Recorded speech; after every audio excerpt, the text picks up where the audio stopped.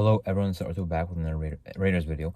In this video, I'll be giving my Raiders Seahawks game preview, so let's get into it. Well, the Raiders are sitting at 7 losses. Real quick, I do want to mention that if they win out, they'll be 10-7 and will probably make the playoffs. But I also want to mention that we're going to lose this game and not make the playoffs. Regardless, a very tough game we're faced with. I mean, I love the win against Denver. My mentality, as I mentioned, is just see what happens in the next game. So, when we beat Denver, I'm like, well, Seattle, that looks like a tough game, but let's just go into it and see what happens. I mean, coming off a win definitely makes it seem a lot better. Now, to be honest, I am definitely a delusional fan, so being 3-7, I'm treating this road game against a very tough crowd in Seattle, against a very tough team in Seattle. That's 6-4. That's like a crazy, primetime road game to make the playoffs, but we're really a bad team at 3-7. Just that coming off the win makes it seem a lot better. If we came off a loss, I'd be like not feeling that good at all about the game, but because we're coming off of one win, just a win streak of one game, it makes me feel a whole lot better. Regardless, definitely a tough game in Seattle. They have a lot, on offense, for their offense, I'm very worried about what their passing offense is about to do to our passing defense. Well, we don't get pressure, number one. Number two, they have Geno Smith balling.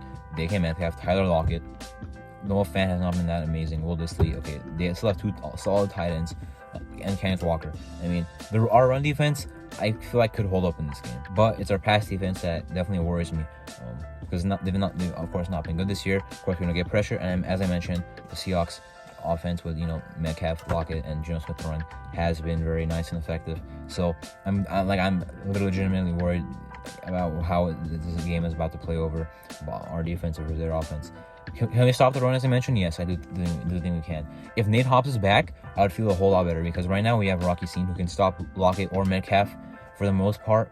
But if we have Hobbs, I think Hobbs can take a defense on both of those boys. Hopefully Hobbs is back. Obviously, we really need him. I'm not sure who the corner two would be. Sam Webb just got burnt all last game. Anthony Aver got burnt like a whole 3 games this year. So that would definitely worry me. We also have Luke Masterson questionable, but with Perriman here and I wouldn't be worried that much if he wasn't playing, but I would rather him play. Apparently he's trending towards playing. Now, as I mentioned, Kenneth Walker, he's had a very good run of games. I don't think he was even playing when the season started. I think he was hurt, and Rashad Penny was playing. Then he got hurt. Then Kenneth Walker came in, dominated, and then for like a stretch of games, got to the Bucks game, did not do anything. Before that, I'm not sure if he had a bad game, but the Bucks game was definitely his first bad game of the year. He had like 17 rushes on 10. He had like 17 yards and 10 rushes. So they give him some hope that at least we can slow him down. Because if we have to worry about the running game and passing game, we're not gonna. They scored 35, 40 points. Now, if we stop the running game, which the run defense has been nice this year, that can at least make it a lot better on stopping the pass. However, my problem is, I still don't know if we can do that though. Now, there is the schematic advantage. If you stop the team's run, they can't set up their pass. So hopefully we can do that, and maybe that's the way we limit their passing game. Because as average, below average offensive line is, our D line is very, very bad, as we all know, especially at getting pressure. So hopefully if Hobbs plays, that's huge, by the way, of course. But even with him, I'm a little bit worried, because our linebackers and safeties don't cover anything. Merrick, I guess, is solid. Harmon, okay, but how many times have you seen them get beat on plays? They made some nice plays, but they didn't beat on plays. Linebackers, I don't remember seeing one good Raiders linebacker do a good playing coverage this year. Honestly, I'm trying to remember. I don't remember any single one of them. Now, our offense versus their defense. Their defensive line has been getting pressure pretty nicely this year. Shannon Nwosu, former Charger, we recognize him. He has 7 sacks this year. He is pretty nice. They, of course, also have a guy we recognize, Quentin Jefferson, who played 1 year for us last year. He's not amazing, but I believe he does start. Some other guys, like a lot of defense tackles, like Poona Ford, Mike Boone, or whatever, Poona Ford, I believe his name is Mike Boone or something. A lot of guys out there. Defensive line definitely better than I thought it would be this year. Their defense is definitely better than, their defense isn't that good. But in secondary, they have a lot of good playmakers. Rick Woolen, I thought he'd be solid, but he's been very, very good actually. Their other corner, Kobe Bryant, he has not been good. So if you can target him, that would be good. He's not going to be on Adams. If he was, we'd throw him on every single play. But he has not been good. If you can target him, that would be good. Because again, as I mentioned, he's not been good. Tariq Woolen has been good though. Is he gonna be able to do good as a rookie on Devontae Adams? Unlikely. But a guy to watch out for. He can make plays on the ball. In secondary, Quandre Diggs, also a guy who can make plays on the ball. Outside of that, not much in their secondary. Linebacker Jordan Brooks is a tackle machine. Gotta watch out. Cordy Barton can also do the same thing, can also pressure the quarterback. So their defense, not very. I mean, I feel like the Giants' defense is not very talented, but they have a lot of good. They have guys who can make plays. You know, our defense probably has more talent than them, but they make more plays than us on the ball. We have like 6 turnovers forced this year. We have, I'm not sure how many. Well, Tariq Woolen has 5 on his own, so. Right, well, at least interception. Maybe he has a forced fumble or something. Now, Jacobs is questionable. And Cole Miller is also questionable, but Cole Miller is expected to play. Jacobs just got hurt today, Friday. He's questionable. He's limping. Apparently, he was limping in the facility. Okay, he limps like during every game. That's not really worrying me. But his calf concern is worrying me. So if we don't have Jacobs, I mean, can you imagine how bad this game is going to be on offense? We have one guy who will do something for us, and it's Devontae Adams. Eventually, they're going to stop him, even if he has a nice start to the game. We've seen him we did in Jacksonville in the first half, and then not much the second half. You know. So if they key in on him, we're gonna be pretty screwed because Carr does not have a good connection with Matt Collins, Keelan Cole, or anyone else really. Moreau has not made as many plays as I thought he would. You know, with Waller out. Of course, Waller and Renfro will not be back for this game. Waller and Renfro. So if we don't have Jacobs, it'll be very bad because we will not be able to run the ball. No matter if it's Brandon Bolden, Amir Abdullah, Britton Brown, Zamir White. Zamir White has been bad this year. Britton Brown has not ran the ball at all this year.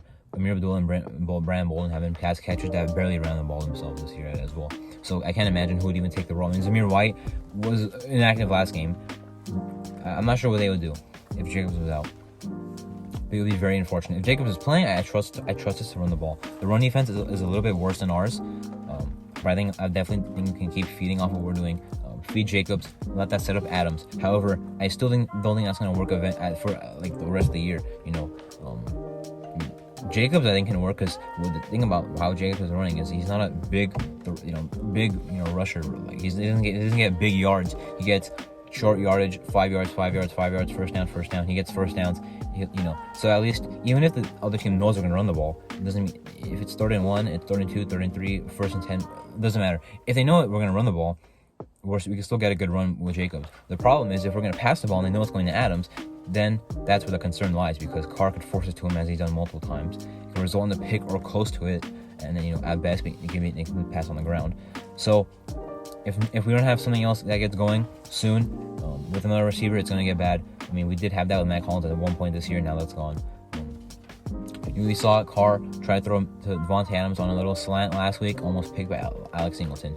It's going to be a concern very, very, very soon if we don't actually get it fixed, as in throw to someone else besides Devontae Adams. Adams will keep doing his thing on double and triple teams, but I mean, plus we could be a lot more dangerous. Even if they aren't stopping Adams, we could be a lot more dangerous if we throw to other guys.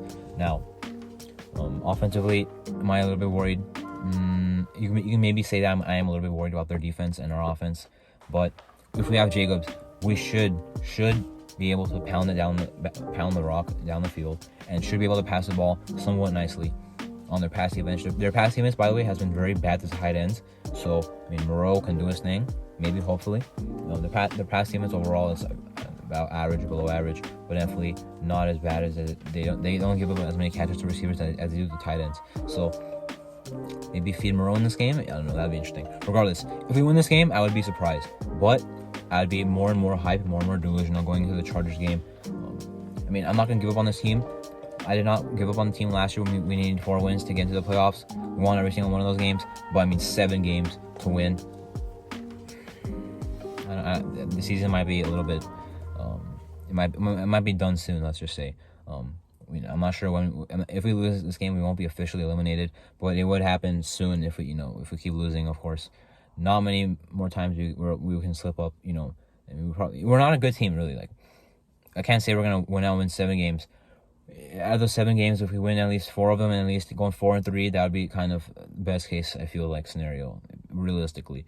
Not realistically, we win out and make the playoffs, but I mean, how can you say that from a team that's 3-7? If you said that to a team that was 6-7 last week, 6-7 last year when we needed 4 wins, okay. But this year, 3-7. We'll see what happens. Hopefully we do win. Hoping for the best in this game. Anyway, that was my Raiders Seahawks game preview. I'm Martin. Thanks for watching.